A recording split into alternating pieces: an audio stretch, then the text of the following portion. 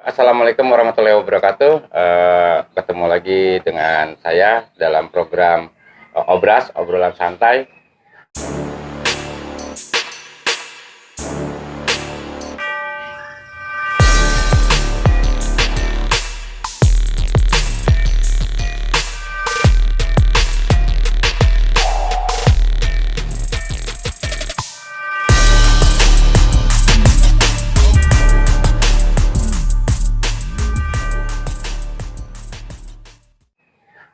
Kali ini nih saya lagi ada di daerah Jatisari, lagi ada di kediaman salah seorang peternak murai batu dan ini kita nanti perkenalkan ya dengan siapa Om? Nama Om? Nama saya Budi, Om. Oke, dengan Om Budi nih teman-teman. Jadi Om Budi ini salah seorang peternak yang ada di daerah Bekasi sini nih. Oke, Om Budi. Untuk perkenalan awal nih ya. Saya mau nanya nih, awal-awal pengen berternak itu bagaimana sih Om? Berawal dari sebenarnya sih hanya awalnya iseng doang sih Om. Dulu kan saya cuman berawal dari saya bekerja, saya lihat kok orang pada main burung ya, gitu kan. Saya tertarik lah, ya saya miara satu. Terus saya coba lomba-lomba gitu kan. Saya coba lomba, juara lah gitu kan. Terus saya perhatikan juga kok, terus saya sering baca-baca juga di media entah YouTube, entah surat kabar atau yang lainnya di FB. Ini saya lihat burung ini udah mulai di alamnya itu udah mulai langka nih. Berawal dari situ saya lihat udah mulai langka, ditangkap secara liar, dijual belikan secara ilegal, ada yang kayak gitu seperti itu. Apalagi sekarang pemerintah udah mencanangkan itu termasuk hewan yang dilindungi gitu. Nah, untuk melestarikan burung Indonesia khususnya murai, saya berusaha coba untuk saya tangkatkan tuh murai itu. Jadi dari awal apa namanya mungkin bentuk keprihatinan lah ya, terhadap burung-burung yang ada di Indonesia. Ini tahun berapa nih Om? Kira-kira nih Om mau terjun ke beternak ini? Itu sekitar 2 tahun yang lalu ya. 2 tahun yang lalu saya coba iseng-iseng deket di atas, kan ada lahan kosong, saya coba. Ternyata berhasil nih Om. Gitu, ternyata berhasil. Tapi ya sebelum berhasil banyak suka dukanya sih. Iyalah, banyak suka dukanya. Jong lah, cak lah. Iya, benar. Tingkat sama jantannya. Indukannya gitu ya. Aduh ini gimana? Akhirnya saya sharing lah, saya tanya-tanya sama sesepuh yang udah biasa main murai. Ini cara penangkaran gimana? Cara bikin buat birahi ini 2 indukan biar seimbang gimana, biar jodoh. Saya banyak tanya sama mereka yang senior gitu kan. Terus saya juga kadang saya combine dengan saya lihat kadang di YouTube gitu kan. Adalah dengan ide sendiri lah gitu ya. Akhirnya saya combine tuh. Ternyata ya sedikit saya akhirnya mulai memahami cara beternak itu ternyata setelah kita ada ilmunya ternyata nggak sesusah itu gitu. Iya. Gitu. Ya tetap aja lah, apapun itu ya harus ada yang namanya studinya, ada pembelajarannya. Betul. Dan pembelajaran ini ternyata di murai batu ini ternyata nggak ringan teman-teman. Bocoran nih, habis biaya berapa? Ya habis biaya sih kadang nggak ini ya Om ya. Kadang kan saya kan nggak sembarangan kalau buat ternakan. Saya cari yang kejantannya itu biasanya saya lihat di lapangan Om, yang juara-juara gitu. Tapi nggak mesti yang juara 1 Om. Kadang kadang saya lihat yang juara 2 atau juara 3 mereka sebenarnya bagus, cuman settingannya kurang dapat aja. Akhirnya mereka di juara 3. Itu yang kadang saya ambil kadang saya juga ambil yang udah juara. Kadang pula setelah itu baru saya buat yang juara-juara yang di bawah itu saya buat jadi juara 1. Setelah juara 1 saya udah punya nama, baru saya masukin kandang ternak. Gitu. Jadi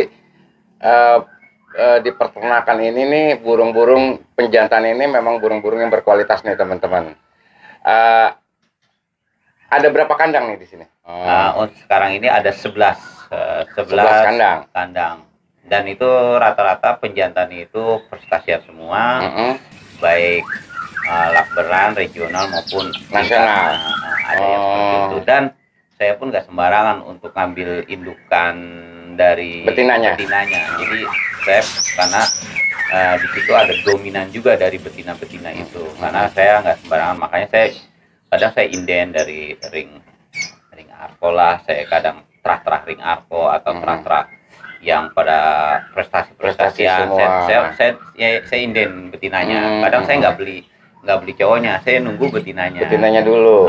Baru saya bayar walaupun sedikit lebih mahal, tapi saya dijodohkan dengan yang burung saya yang udah juara-juara. Mudah-mudahan karena kedua indukannya sudah ada terah-terah juara semua, mudah-mudahan anak-anaknya pun bisa kayak ya seperti orang tuanya lah gitu ya. Dan alhamdulillah setelah saya coba kemarin itu trotolan saya kemarin sudah jadi pastol, terus dicoba pastol ke dewasa. Awalnya sih di pastolan dia nggak mau, pas diikutin dewasa ternyata juara 1 terus. Jadi alhamdulillah dari situ saya udah tambah rajin aja nih. Iya, tambah semangat nih ya, tambah semangat. Terah-terah yang bagus gitu. Betul. Gitu. Ternyata memang teman-teman ya, untuk menghasilkan anakan yang berkualitas harus dipikirkan juga indukannya ya. Selain indukan jantan yang prestasi, yang sering mungkin yang sering juara, tapi juga harus dipikirkan indukannya ya. Betul, betinanya maksud saya. Sangat penting. Sangat penting itu.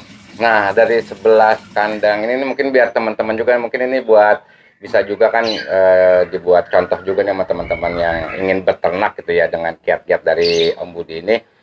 Ini dari 11 kandang ini ukuran lahannya itu berapa meter itu, Om? Lahan itu saya bikin ini, Om. Satu kandang itu berapa ukurannya? Biasanya lebar 1 meter, panjang 2 meter. Ke belakangnya, tingginya 2 meter. Oh, 2 meter. Itu ya ukuran standar lah. Tapi kalau punya rekan-rekan, ya tergantung gini sih Om.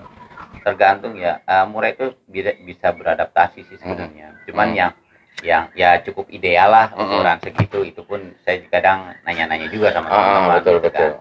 Tapi tergantung kalau emang teman-teman punya lahannya nggak terlalu lebar, itu masih bisa disiasatin Om. Bisa disiasatin. Ya maksudnya idealnya itu kan 1 meter, ke belakang 2 meter gitu ya. Ya ini kan karena mungkin ada yang punya lahan lebih luas, mungkin bisa lebih lebar dikit. Betul loh. Dan karena di atas, kita di atas rumah kan biasanya kan panas, beda dengan peternakan yang di bawah.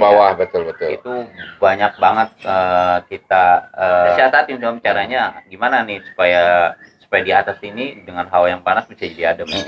Caranya apa? Akhirnya ya saya berusaha tidak memakai kalau saya sih pakai bata merah. Bata merah saya bikin karena dia bata merah pun mengandung tanah kan, jadi meredam. Dan di atas pun saya tidak pakai asbes, pakai genteng Om. Genteng keramik yang hawa panasnya nanti mental ya.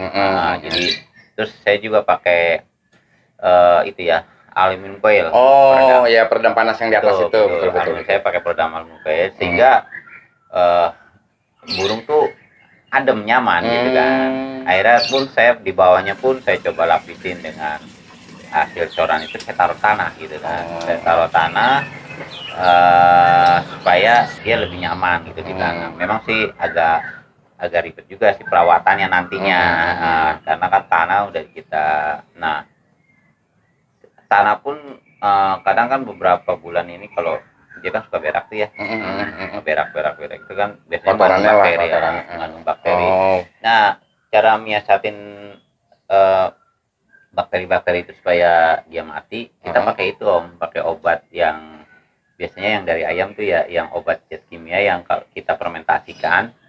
Nah, selama obat itu fermentasikan selama 3 hari, itu kita semprotkan ke tanah itu. Jadi bakteri-bakteri itu akan mati di tanah, tapi tidak membahayakan peliharaan burungnya. kita, betul. Oh, jadi nggak tanahnya itu nggak usah diangkut lagi ya, nggak perlu Nggak ganti perlu. baru. Kita semprotkan minimal 2 bulan sekali lah. Kita semprotkan hasil fermentasi itu banyak di toko online. Iya. Jadi memang dulunya buat ayam itu. Iya, salah satu trik nih ya, Iya. satu trik untuk kita kan gonta-ganti bawahnya nih, karena memang kotoran binatang itu pasti ada bakterinya. Itu sangat berbahaya Om. Terutama nanti kan pada saat dia nanti ngelolok anakannya, itu kan biasanya taruh di bawah. Nah kalau ada bakteri itu kebanyakan akhirnya burung anakannya banyak yang mati Om. Makanya kita misalnya gimana caranya nih supaya itu nggak ada bakteri dan tidak berbahaya bagi burung itu. Kita semprotkan hasil fermentasi selama 3 hari itu. Kita semprotkan, nah, alhamdulillah selama ini tidak ada yang mati. Gitu. Nah, gini Om, kan burung murai ini kan burung hutan nih ya. Beternak itu kan mereka harus berpasangan untuk biar zona nyamannya si burung tersebut bahwa ini nuansanya seperti di alamnya mereka itu bagaimana siasat dari Om? Oh gitu. Ya kadang ya saya belajar juga dari kadang lihat temen gimana sih biar nyaman gitu kan. Terus saya lihat juga di YouTube kanal YouTube yang lain, di YouTube atau media massa yang lain lah. Akhirnya saya combine dia supaya bisa bikin nyaman. Akhirnya saya bikin ini Om. Dia kan hutan kan, dia kan hidup di hutan ya. Biasanya adem-adem gitu nyaman gitu. Kita bikin lah, dan biasanya dia hidup di dekat-dekat aliran sungai itu Om. Oh iya. Kita bikin di dekat-dekat aliran sungai, makanya kita siasatinnya ya kalau emang nggak ada akuarium pakai ember lah, pakai pompa yang buat akuarium itu itu ya kerucukan air itu salah satu bikin terapi Om. Oh, suara airnya. Suara air itu bikin terapi. Betul. Bikin terapi, dia nyaman. Airnya dia nyaman, dia merasa kayak di alamnya. Betul. Karena kerucukan itu akhirnya pengen kawin deh gitu. Oh iya, nah ini salah satu mungkin tips ya untuk biar kan si burung merasa nyaman dengan pasangannya, dengan suaranya ya, suara betul. Air itu dengan tadi ya mungkin teman-teman nggak punya saluran air apa sih namanya, kolam tapi dengan siasat dengan ember itu ya, yang penting ada suara air yang gemericik gitu ya, jadi biar lebih tenang si burungnya gitu ya. Dan itu juga terapi terhadap burung-burung yang rusak sebenarnya. Terapi air itu sebenarnya sangat bagus buat burung yang umpamanya jagoan kita yang dulunya mewah, hancur nih, berantakan. Udah pakai terapi itu aja dia di bawahnya. Akhirnya merasa tenang, dia tersendiri, itu cepat pulih Om. Dan saya kadang suka beli ini Om. Saya kan perhatiin nih, burung mewah banget nih. Kalau beli lagi mewahnya dia nggak bakalan kebeli. Harganya puluhan juta, bahkan ratusan juta. Saya tunggu rusaknya Om. Ini salah satu trik marketing ternyata nih ya, dari hasil bekerja dulu ini tetap dipakai nih siasat marketingnya nih. Ternyata memang bisa juga dibuat untuk usaha gitu ya. Akhirnya rusak kan, dia akhirnya nggak bisa kerja tuh. Akhirnya kan dijual murah gitu, jual murah ya semurah-murahnya burung rusak tetap murah itu. Karena saya tahu kualitasnya itu memang mewah. Saya ambil, saya piara Om, berapa bulan lah, terapi air juga ternyata kita sendiriin dengan terapi air seperti itu. Akhirnya dia pulih kembali dan kita main embun. Sebenarnya intinya itu terapi air dan embun. Kita kembalikan dia kemudian dia akan kembali ke posisi semula gitu ya. Nah kalau Om sendiri di sini nih, ternakan sendiri di sini pakai sistem poligami apakah enggak? Enggak Om, kita enggak pakai. Jadi masing-masing pasangannya satu. Betul Om, kita masing-masing ada di sini ada 11 pasang. 11 pasang pun itu emang dua-duanya terah juara betul. Dua-duanya juara, yang kalau bapaknya pasangan yang cowok itu udah juara, kalau yang pasangannya ini terah juara yang saya beli dari peternak yang lain, dan kadang biasanya nggak dikasih Om, tapi karena ya kita udah dekat kita pertemanan lah, iya. Tapi harganya walaupun agak-agak agak lumayan lah gitu ya. Lumayan lah saya ambil lah karena Betul, saya inginkan terah nantinya hasilnya akan bagus. Benar. Ternyata gini teman-teman, kalau bisa lah tadi ya saya sekali lagi bilang bahwa untuk menghasilkan terah yang bagus itu ya harus dipikirkan juga betinanya gitu ya. Betul Om. Jadi nggak sembarangan juga lah gitu kan. Betul Om. Kadang gini Om, memang kadang kita beli pejantannya itu mewah, juara, terus kita nggak tahu indukannya itu nggak jelas lah dari mana. Iya kalau pas dapatnya yang bagus, pas dapatnya yang terahnya nggak bagus, karena kita kan nge-gambling gitu kan. Betul. Hasilnya nggak maksimal Om. Nggak maksimal. Ini kok hasilnya, karena saya pernah seperti itu. Hasilnya kok nggak spike bapaknya, nggak spike bapaknya nih. Ternyata dari ya saya basicnya juga kan dari biologi Om. Dulu sekolah di IPA gitu dulu, SMA-nya saya IPA dulu, di IPA. Jadi setelah saya pelajari ternyata ya emang penentu gennya juga termasuk yang lebih agak dominan itu di betinanya. Oh, di genetiknya. Betul, jadi genetiknya lebih dominan. Jadi cewek ini dominannya ke cowok. Cowok ini nanti dominannya ke anakan yang cewek. Betul. Oh, gitu. Jadi kenapa saya kadang suka beli terah cewekan karena bapaknya saya lihat juara. Nah, itu terahnya biasanya dominannya ke arah cewek, anakan cewek. Seperti itu. Tapi kalau sekarang kan dua-duanya udah terah bagus semua nih Om. Ya mau cewek mau cowok semuanya udah bagus karena kan terahnya udah jelas Om gitu. Kalau yang belum jelas saya beli cowok nih juara memang mewah, ceweknya saya nggak tahu tapi saya belinya cewek, nggak mau saya beli jantannya. Itu saya pasangin karena terah di cowok itu dominannya ke anakan cewek. Nah iya nih, ini kan sistemnya nggak apa namanya, indukannya kan satu pasang nih ya. Iya. Itu nggak dipakannya itu nggak boros, memang disesani seperti itu apa gimana? Ya. Apa karena mungkin karena pengen nyari anakan yang bagus, jadi memang ya nggak apa-apa lah keluar modal untuk kan biaya produksinya pun pasti costnya tinggi ya dari pakannya segala macam kayak gitu. Enggak sih Om, jadi saya kalau saya poligami iya sih memang biaya produksinya kan bisa lebih ringan. Tapi gitu. Kan karena saya sudah udah niatkan jadi satu pasang, jadi saya nggak mau gonta-ganti pasangan, jadi bukan gonta-ganti pasangan ya, poligami kayak gitu. Iya kalau cocok, kalau enggak gitu kan. Jadi emang saya satu-satu aja, jadi saya fokus oh ini loh ternakan terahnya ini, oh ini loh terahnya ini, ibunya ini gitu. Jadi jelas gitu loh satu-satu. Terus kalau kita poligami ya anakannya kadang kesulitan juga kita kan kadang dalam penjodohannya lagi gitu kan.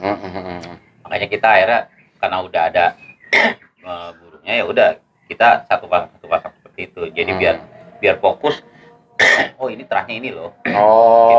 Gitu. Jadi anakannya pun silsilahnya ketahuan ya. Betul. Tapi tidak menutup kemungkinan seandainya ternyata setelah berjalan ini udah berhasil semua. Ternyata yang ini nih cocoknya sama indukan yang ini gitu loh. Dilihat nanti hasilnya lebih jos lagi. Nggak menutup kemungkinan seperti itu saya pindahin ke jantannya seperti itu. Tapi tidak saya poligami. Tapi saya pindahin gitu. Siapa tahu bisa menghasilkan terasa yang bagus. Betul. Ya berarti memang cost untuk biaya produksinya pun memang sudah dipikirkan gitu ya Om. Iya Om. Oke. Seperti itu. Di sini nih jantannya yang dijagoin itu ada berapa Om indukannya Om? 11 pejantan itu juara semua Om. Saya ngambil dari berbagai tempat lah, dari Cianjur ada, dari yang sudah dilombakan sampai ke Bandung dan juara, saya simpan. Jadi semua yang pejantan ini rata-rata juara semua, enggak. Jadi saya enggak beli yang trotolan saya iniin terus gitu. Enggak, itu dari terah juara. Nah, saya juga memang dulu beli pastolan. Saya coba pastolan orang dengan pastolan saya, ternyata walaupun ini pastolan orang kan yang udah ada namanya, lumayan kan harganya tuh. Betul. Saya bandingkan dengan terah saya gitu kan, saya track dengan satu umuran. ternyata ya kita berani bersaing lah dengan harga kualitas yang mungkin sama atau bisa lebih, tapi harga pun nggak terlalu bisa miring banget gitu. Nggak, karena ya saya juga ya mencoba mengembangkan dan ya jangan sampai ya mahal-mahal amat lah gitu lah. Ya yang penting ya bisa temen dapat juga kita udah senang aja. Betul. Jadi terah dari peternakan Om sendiri nih bisa jadi kebanggaan lah terhadap gitu. si empuk yang barunya ini kan, yang punya barunya ini. Nggak inilah, yang penting mereka dapat seneng mendengar pada juara. Saya udah seneng aja Om kayak gitu. Ternyata ya selama ini saya nggak sia-sia, ternyata hasil yang saya ternak itu ternyata udah mulai moncer di tempat-tempat. Jadi selain apa tuh apa namanya hobi di peternak, memang ada kebanggaan tersendiri. Produk-produk kita ini bisa jadi kebanggaan orang-orang yang beli produk kita gitu ya. Ini planning ke depan ini apakah ada penambahan kandang atau bagaimana nih Om? Karena ini baru ya Om, kita kan baru berapa bulan ya, 3 bulan lah ini. Kita baru kelar bangun bikin kandang seperti ini. Jadi sementara saya fokus dulu untuk supaya yang 11 kandang ini bisa menghasilkan semua gitu. Karena setelah ya belum tentu, kadang ini itulah suka dukanya peternak itu kadang gini Om. Pertama kita jodohin. Kita jodohin, kadang jodoh tapi tidak kawin. Betul. Kadang jodoh-jodoh aja gitu kan.